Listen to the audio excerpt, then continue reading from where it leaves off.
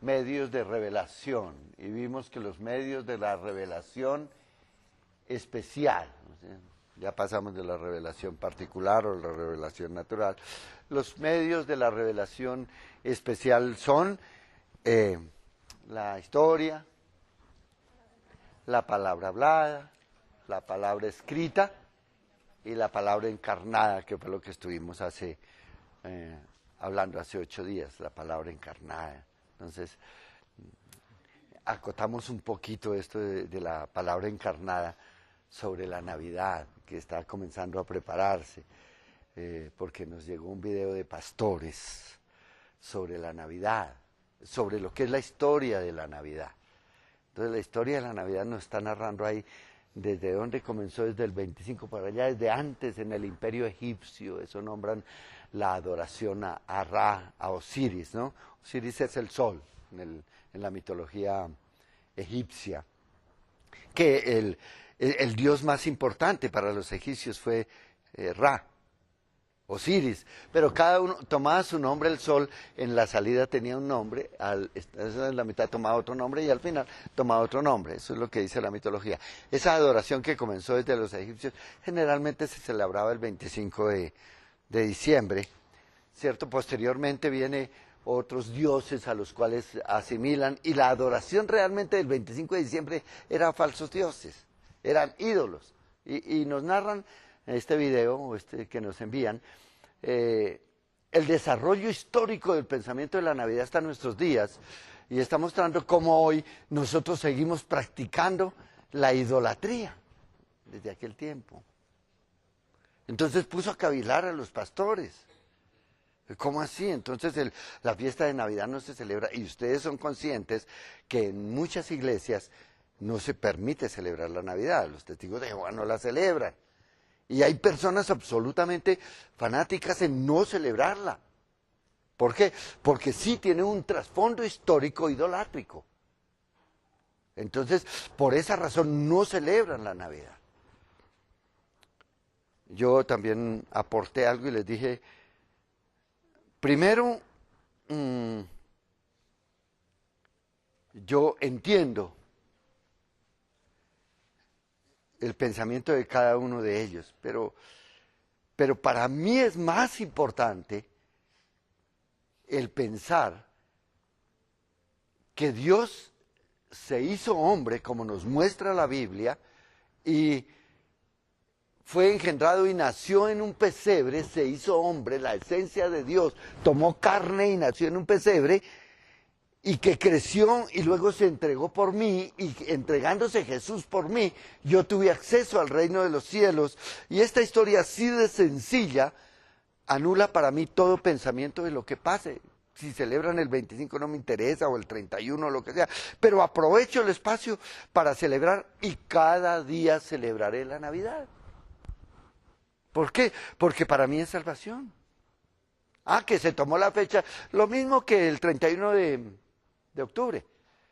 Era una fecha pagana donde se hacían fiesta a los muertos, a los difuntos, a los ídolos, a todo eso, y sus hechicerías y sus porquerías. Y hoy la Iglesia Cristiana Evangélica ha cambiado esa fecha de 31 de diciembre, de Día de las Brujas, se cambió por el de los niños. Y después de los niños, por el de la Biblia, el Día de la Biblia. Y celebramos el Día de la Biblia el 31. Es la misma fecha. ¿Hay algún problema? Les decía yo. La reforma religiosa del siglo XVI, precisamente, fue un 31 de octubre que tomó forma cuando se paró Martín Lutero para decir esto es así, así, así. Y entonces, esa fecha la celebramos.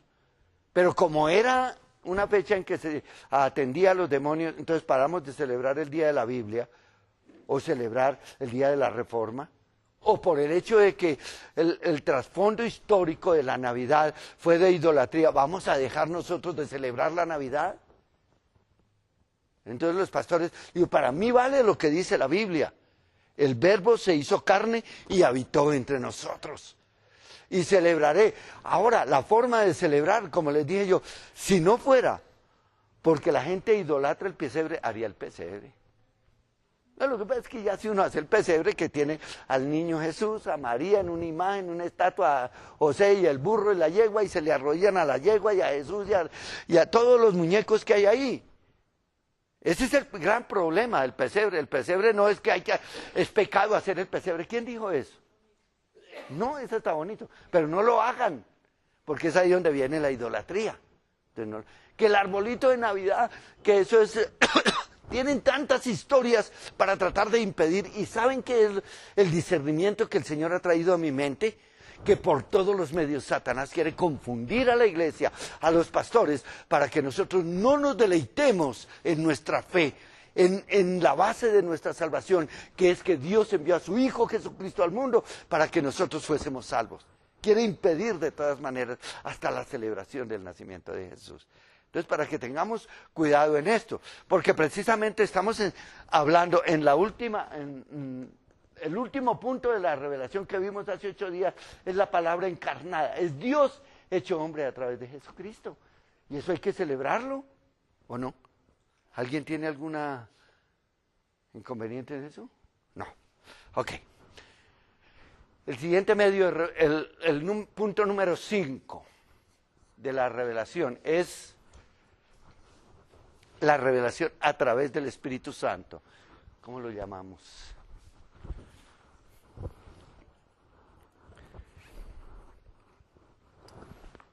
A ver cómo tengo mis notas.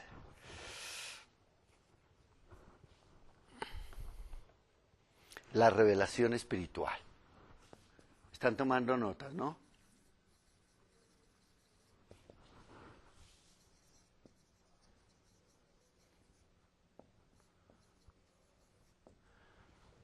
Toma papel preponderante, importantísimo el Espíritu Santo en esta revelación. No lo tenían en el Antiguo Testamento. En el Antiguo Testamento hubiésemos podido tener los 3 puntos primeros. O sea, la revelación histórica, la revelación de la palabra hablada, porque habló Jesús, pero la revelación también de la palabra escrita, porque aún hasta cuando nosotros conocemos la Biblia, hasta el año 1, estaba ya la Septuaginta. O sea, tenemos esa revelación. A partir de ahí, pues sigue la palabra escrita, porque viene el Nuevo Testamento hasta el año 100. Pero hay algo importantísimo ahí que toma relevancia, que es la venida del Espíritu Santo, que es lo que nos concierne a nosotros. Porque nosotros tenemos esa particularidad, ese gran privilegio de que no tuvieron los antiguos, de poder entender la palabra, poder entender el propósito de Dios, la revelación de Dios para cada uno de nosotros primeramente y también para el mundo, porque está revelado para el mundo, que el mundo no entiende porque no quiere recibir a Jesucristo en su corazón, no quiere abrir su mirada, porque dice Pablo a los Corintios en su primer capítulo, dice, porque la mente natural, leamos esta porción que es importante, para poder mirar la revelación del Espíritu Santo. Leamos desde el verso 6, dice, sin embargo, hablamos sabiduría entre los que han alcanzado madurez, sabiduría no de este siglo, ni de los príncipes de este siglo que perecen. Miren, noten lo que está diciendo el apóstol Pablo. Ya nosotros podemos hablar sabiduría. No es la sabiduría a la cual estamos acostumbrados a tener. La sabiduría generalmente, la gente secular desde los imperios, desde el imperio egipcio, aún desde los babilónicos hacia acá, la sabiduría era importante y sobre todo poder entender las cosas del ser humano. Eso fue la base del pensamiento griego y del pensamiento, bueno, la continuación en el Imperio Romano, era poder conocer el ser. Pero dice aquí, ahora sí podemos nosotros conocer esta parte, la sabiduría, hablamos sabiduría entre los que han alcanzado madurez, y sabiduría no de este siglo. ¿De cuál madurez habla el apóstol? En el capítulo 3 habla, dice, os di a beber leche y no vianda. ¿Cierto? Para que pudieses entender, para que pudieran desarrollarse. Es decir, se comienza desde los rudimentos, lo que está enseñando abajo. Lo primero que hacemos es creer en Jesucristo como nuestro Señor y Salvador. Luego comenzamos nosotros a entender quién es Dios, por qué nos redimió, qué es el pecado, qué es la transgresión, ¿cierto? ¿Qué es la redención? Aprendemos que es la propiciación de Jesús ante el Padre por nuestros pecados. Aprendemos el Padre, el Hijo y el Espíritu Santo. Aprendemos de la creación del hombre, del inicio del hombre, de la muerte del hombre, de para dónde va el hombre, cómo vamos a ser transformados. Aprendemos de bautismos, aprendemos del Espíritu Santo. Todas estas cosas son los rudimentos. Pero dice, ahora nosotros comenzamos a entender las cosas más profundas. Sabiduría entre los que han alcanzado madurez. Los que han alcanzado madurez son los que ya saben todo esto, no solamente en la parte material, sino también en el Espíritu. Quienes nos metemos con el Señor y podemos hablar con Él. Yo no sé si ustedes pueden hablar con Dios. Pero la Biblia, ahora que vamos a ver esta parte de lo que es el Espíritu Santo, lo que forma de la manera que Él actúa en nosotros, vamos a mirar que sin el Espíritu Santo no podemos entender nada. Aún lo primero que estamos aprendiendo son palabras, lo que aprendemos al principio. Si el Espíritu no está en nosotros, Pablo dice aquí en esta misma parte, dice porque cuando nosotros recibimos a Cristo ya no actúa una mente natural en nosotros, sino una mente espiritual, y podemos entender las cosas que son del Espíritu. Vamos a terminarlo ahí. Dice, entonces, sabiduría no de este siglo, ni de los príncipes de este siglo, es decir, está hablando en lo general del siglo de la existencia del hombre, que perecen. Hablamos sabiduría de Dios en misterio, la sabiduría oculta, la cual Dios predestinó antes de los siglos para nuestra gloria. ¿Cuál es la sabiduría oculta que Dios predestinó desde antes de los siglos para nuestra gloria? ¿Cuál? Sí, entra por la salvación. Cuando hablamos de la sabiduría oculta, la que estuvo ocultada por mucho tiempo, es el propósito de Dios. Porque note que lo que tratamos de enseñar, algunas personas dijeron hace poco, no entendemos, no vamos a casa de oración porque no entendemos la palabra. ¿Por qué no entendemos? No podemos entender un proceso en que lo rudimentario, lo elemental está trazado y lo sabemos y que tenemos que meternos en la vida, en el Espíritu, que es lo que está hablando Pablo, para que nosotros entendamos que Dios creó los cielos y la tierra con un propósito, que el sol no está ahí, o no creó Él el sol para que alumbrara porque sí, ni la luna, ni las estrellas, ni las galaxias, todo lo creó con un propósito. Y que nosotros podamos entender que el propósito somos nosotros. Hablamos del propósito cosmogónico de Dios, que es el propósito que Dios tiene de dar una esposa para su Hijo Jesucristo. En ese pensamiento inicial se envuelve toda la creación. Por eso creó, les decía en clases anteriores, por eso creó a Satanás, al mismo Satanás lo creó, con un propósito. Estábamos hablando ahora en la clase abajo de Romanos sobre el determinismo divino, la predestinación. Y esto entra a colación ahí, entra la soberanía de Dios. De cómo Dios hizo todas las cosas, pero nos enseña eso. Los que han alcanzado madurez tienen que ya dejar los rudimentos del mundo, como lo dice Juan, las cosas del mundo, las riquezas del mundo, y podemos extender hacia lo que está adelante, extendernos hacia el pensamiento eterno de Dios, porque realmente es lo que vale la pena. Nosotros estamos viviendo aquí, es un poquito de tiempo, son unos segundos, no, nada, en la eternidad.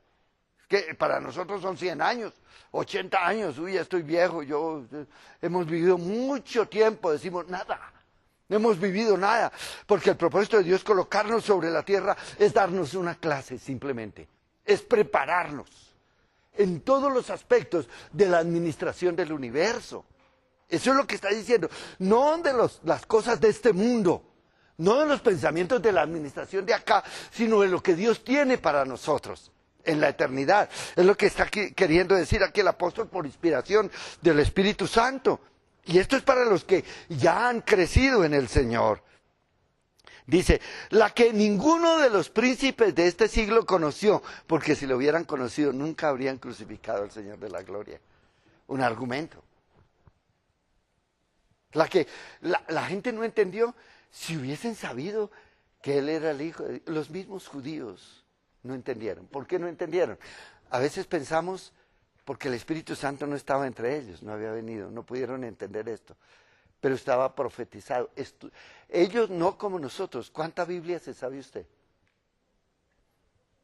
A mí se me olvidan, los versos bíblicos se me olvidan. Escasamente sabemos el Salmo 23, escasamente. Dígamelo, Laura. Duro.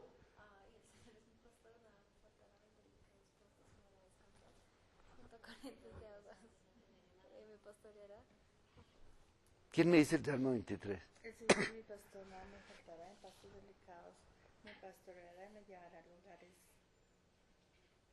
Ricardo, dígame. Completo. A ver si me acuerdo. El Señor es mi pastor, nada me faltará. En lugares de delicados pastos me hará descansar.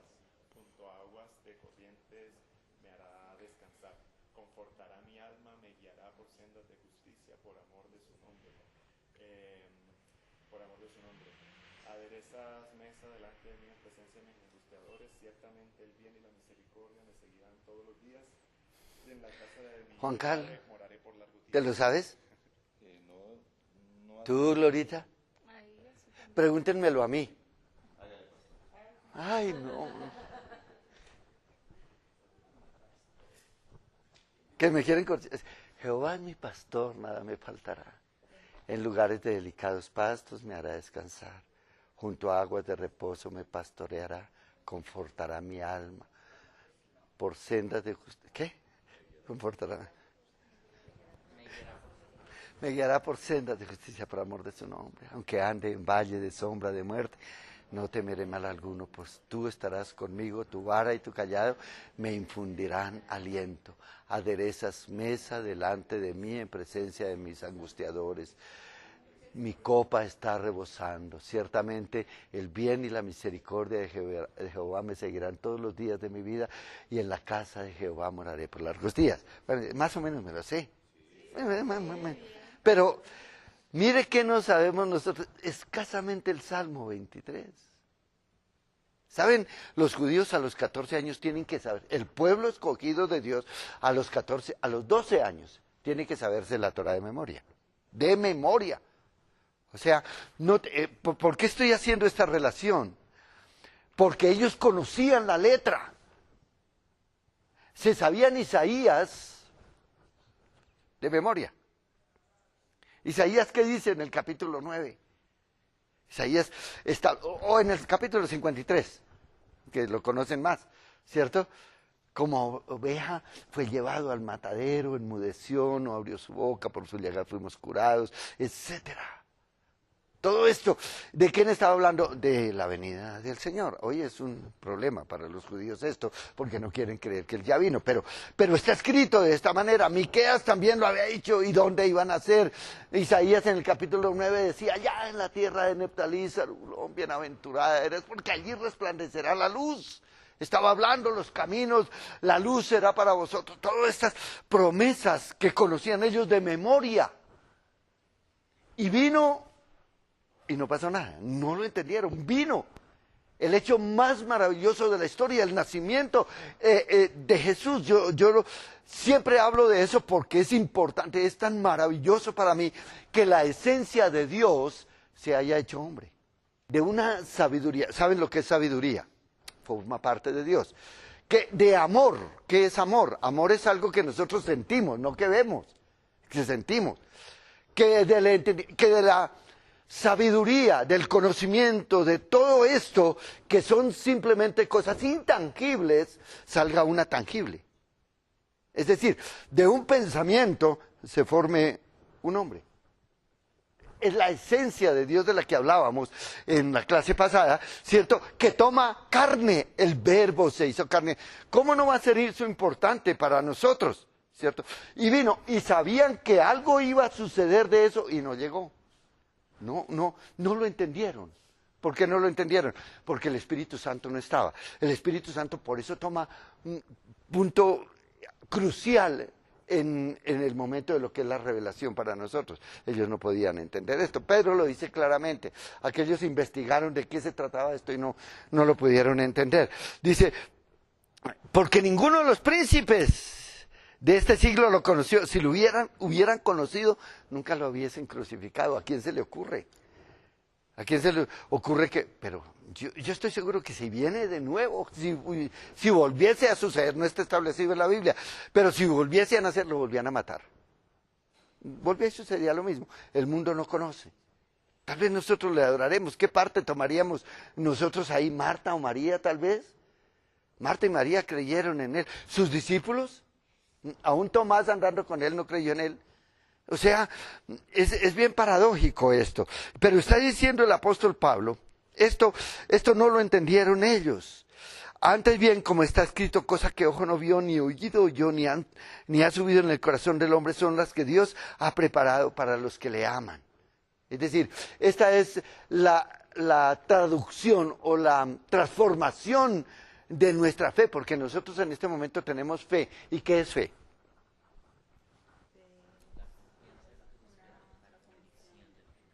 Es certeza de lo que se espera, convicción de lo que no se ve. Yo les digo a usted, ¿tendremos nosotros fe en los cielos? Sí, Margarita, ¿por qué? Porque uno ha creído en Dios y sabe que Él es nuestro creador. Están preguntando, Ricardo, ¿habrá fe en los cielos?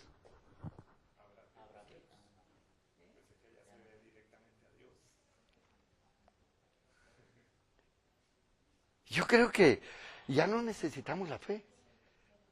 ¿Por qué? Porque fe es creer en lo que no vemos, pero allá lo vamos a ver. O sea, ya no necesitamos fe para creer en Él, no, está con nosotros. Como yo creo en Laura. Tal vez, ¿cuántos años tienes, Laura? 20. Hace 30 años, si a mí me decía, ya si la conociera, voy a tener una hija y se va a llamar Laura y va a la iglesia, yo diría, de pronto. O yo no necesito para tener fe para creer lo que ya él me dice, porque estoy viendo a Laura. Yo no necesito fe. Ya estoy con ella. Así será con el Señor. Vamos a estar con ella. Ya no necesitamos, ya la fe se convierte en una realidad y la realidad en una obediencia. Simplemente Él manda, nosotros obedecemos, porque hemos sido transformados, comenzando por eso. El capítulo 14 de la primera carta de los Corintios, Pablo, la primera o la segunda carta, está hablando de la transformación de nuestro ser. Nosotros, Cristo es primicias. O sea, Él viene de algo que es una esencia a hacerse hombre, primero. Y luego para que nosotros volvamos allá, porque Él vuelve después de muerto cuando deja su cuerpo allí y crece en cuerpo glorificado. El cuerpo de Jesús está allí, resucitó, no sabemos qué pasó, pero Él es un cuerpo glorificado y nosotros ascenderemos en cuerpos glorificados. ¿Qué son los cuerpos glorificados? ¿Qué son los cuerpos espirituales? Pablo dice, uno es la gloria del sol, otra la gloria de la luna, una es la gloria de la carne, otra gloria es la de las bestias. Y este examen o exégesis que hace él de lo que somos nosotros y cómo vamos a ser transformados, ese es un pensamiento que nosotros lo creemos y lo sabemos porque las primicias fueron Jesús. Por eso es tan importante esto. Creemos en esto. Era un gran problema, aún entre los fariseos y los saduceos, porque ellos decían, no, el hombre se muere, decían los fariseos, y no, los saduceos, los fariseos, y no creemos en la resurrección, y hay una cantidad de problemas que vamos a encontrar aún en las discusiones teológicas de ellos. No creen en la resurrección, no, el hombre se muere y se acabó. Otros dicen, no, el hombre es transformado. Otros dicen, bueno, cada uno tiene su manera de pensar, pero hay que conocer lo que dice la Biblia porque es la revelación de Dios para nosotros en todos los aspectos de nuestra transformación. Dice, ellos si hubiesen entendido esto no lo hubieran crucificado, pero Dios nos la reveló a nosotros, ¿por quién? Por el Espíritu, ¿está allá? El verso siguiente. Pero Dios nos la reveló a nosotros por el Espíritu, porque el Espíritu todo lo escudriña aún lo profundo de Dios. Nos la reveló a nosotros por el Espíritu. Y está hablando de nosotros en el Nuevo Testamento, de la humanidad en el Nuevo Testamento, no a los del Antiguo Testamento. Dice, porque ¿quién de los hombres sabe las cosas del hombre, sino el Espíritu del hombre que está en él? Asimismo, Tampoco nadie conoció las cosas de Dios, sino el Espíritu de Dios. Entonces nosotros vamos a comenzar a ver aquí la obra del Espíritu Santo en el entendimiento de Dios. ¿Quién va a entender las cosas del Espíritu? Dice, las cosas de Dios, si solamente el Espíritu Santo. Nadie más las entiende. Y Él es el que nos las da a conocer a nosotros. Y eso es lo que vamos a ver nosotros en la revelación espiritual, cuando nosotros miramos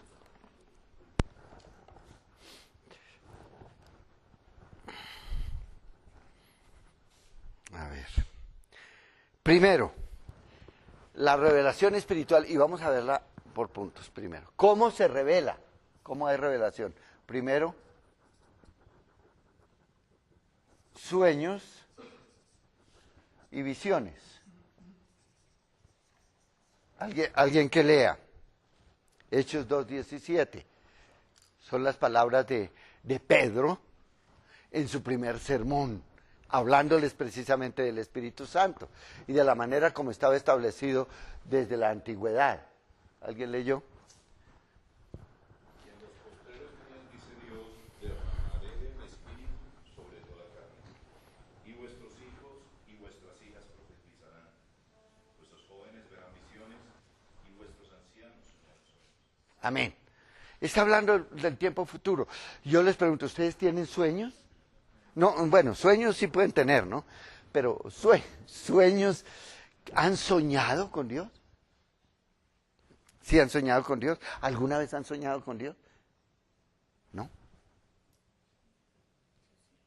¿Sí han soñado? ¿Usted ha soñado con Dios alguna vez? Sí, cosas que Él me ha mostrado. Bueno. ¿Ah? Es decir, sí, sueños de las cosas espirituales. Yo tengo sueños. No habla de los ancianos tendrán sueños, no es por el sueño de los ancianos, porque bastante, dice, vuestros hijos e hijas, ¿qué? Profetizarán. ¿A qué se refiere profetizarán? ¿A qué? Declararán la palabra. Es la declaración. ¿Por qué van a declararla? Por el entendimiento de la palabra. El Espíritu Santo está, porque la profecía segura, la profecía más segura es la Biblia. La Biblia, esa es la verdadera profecía. Que yo les hable a ustedes, Cristo viene, eso estoy profetizando, pero está escrito en la Biblia, ¿me hago entender? Dios es la victoria para nosotros, estoy profetizando. Si yo le digo, Laura, Dios te va a bendecir, Dios te va a llevar, Dios te va a usar, estoy profetizándole. En esa profecía que te estoy diciendo, lleva incluida, ¿cierto? Va incluida una demanda, la demanda de su palabra. Por eso es que las profecías que nosotros escuchamos en las diferentes iglesias sin demanda no son profecías. Yo le profetizo, hermano, que va a ser prosperada profundamente. Eso está en la Biblia. Pero la Biblia dice, tomemos un pasaje, Josué, no se apartará de tu boca este libro de la ley, sino que de día y de noche meditarás en él, para que hagas conforme a lo que en él está escrito.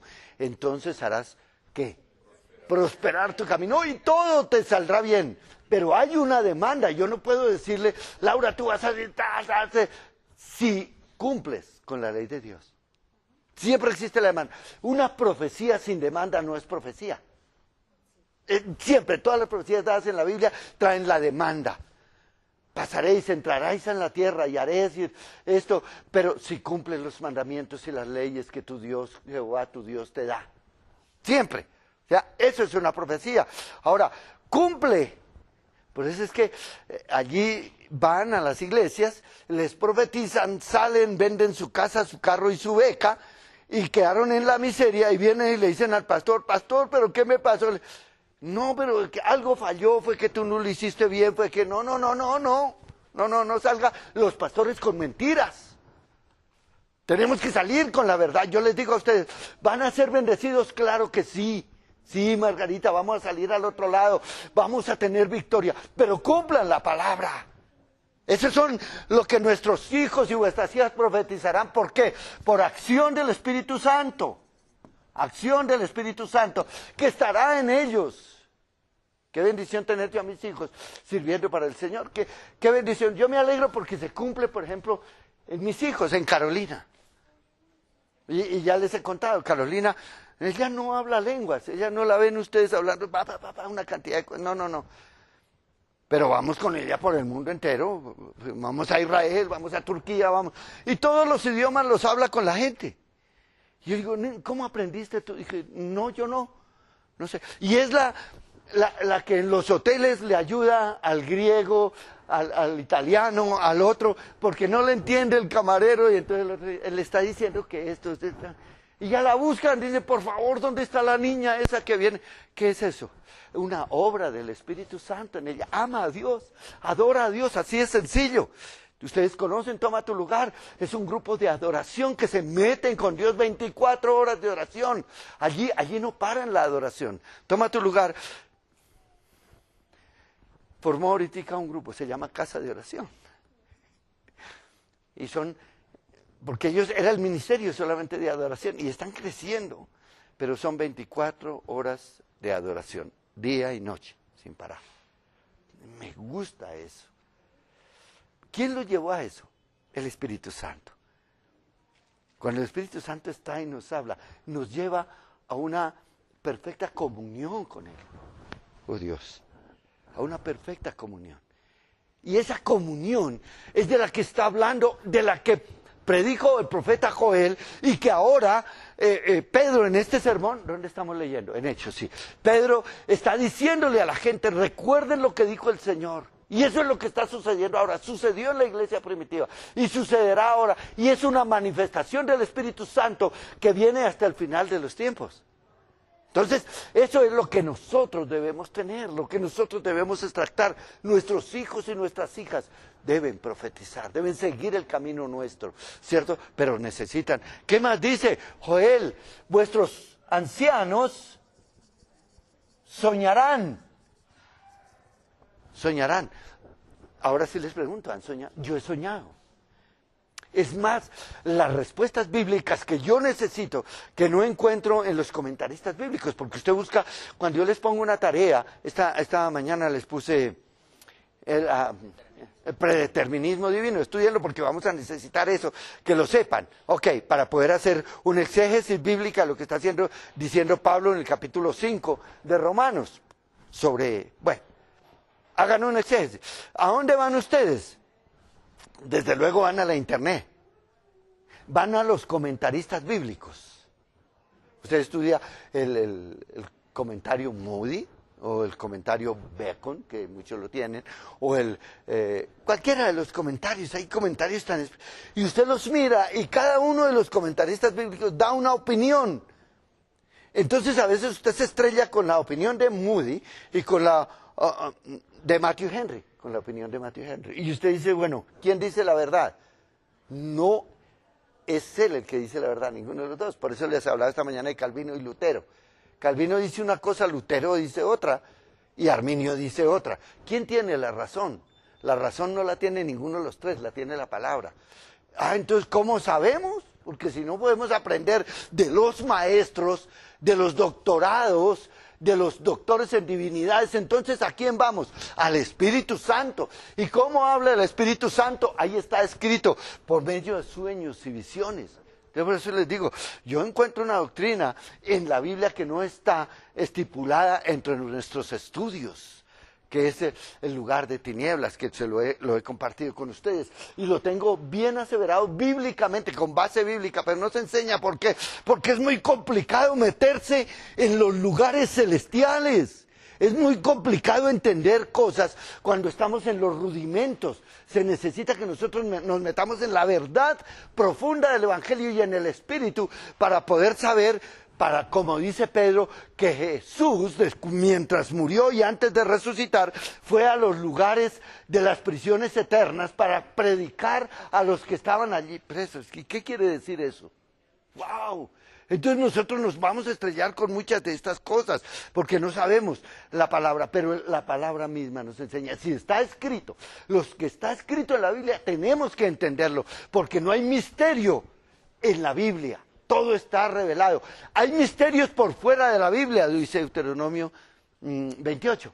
¿Cierto? Cosas que no han sido reveladas para nosotros. Y por eso Pablo dice, cosas que ojo no vio ni oído yo, son las cosas que Dios tiene destinadas para los que le aman. Cosas que no podemos entender. Pero estas cosas tenemos que entenderlas. Y si nosotros las entendemos, miraremos hacia el cielo. Por eso la profundidad es necesario aprenderla nosotros. Amén. Se nos fue el tiempo.